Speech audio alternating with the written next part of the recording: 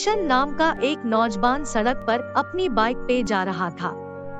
उसने दूर की सड़क की किनारे एक कुत्ते की पिल्ले की रोने की आवाज सुनी। वो आगे बढ़ गया और जो दृश्य देखा उसमें उसकी आंखें भर आई।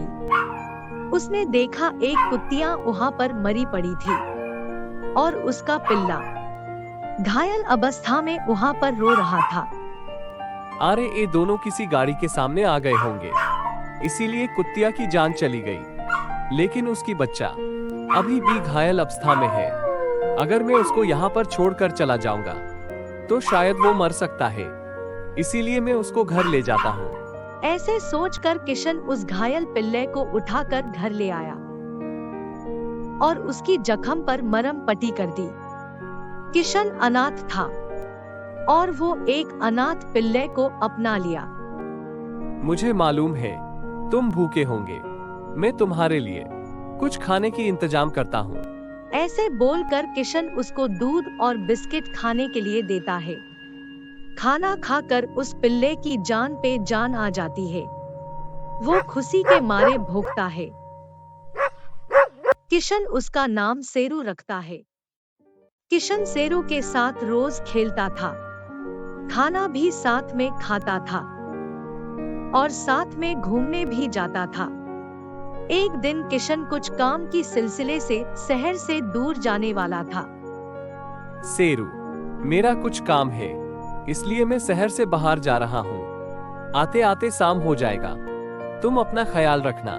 मैं तुम्हारा खाना टेबल की ऊपर रख दी हूँ, तुम खा लेना। लेकिन सेरू किशन की बातें सुनकर भौंकने लगा, मानो वो ये बोल रहा था कि किशन उसे भी साथ में ले। इसीलिए किशन सेरू को अपने साथ लेकर जाता है। सेरू, मुझे लेट हो गया है, मैं बाइक जो से चलाने जा रहा हूँ। तुम बाइक को ठीक से पकड़ रहना, वरना तुम गिर जाओगे। इतने में बाइक एक पत्थर से टकराए तो उसका संतुलन खो गया और बाइक गिर गई। बाइक के साथ साथ किशन और सेरू भी नीचे गिर गए। सेरू को कुछ नहीं हुआ, लेकिन किशन को काफी चोट आई और वो बेहोश हो गया।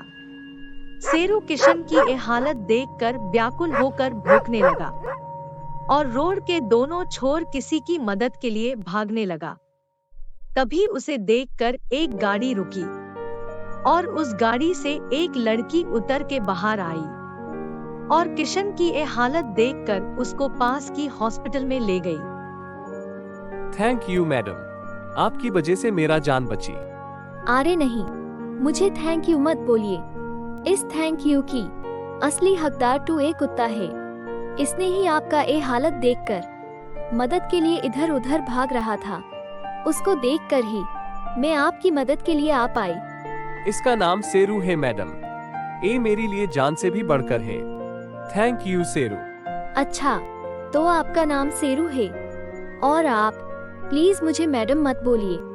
मेरा नाम राधा है, आप मुझे राधा बोल सकते हैं।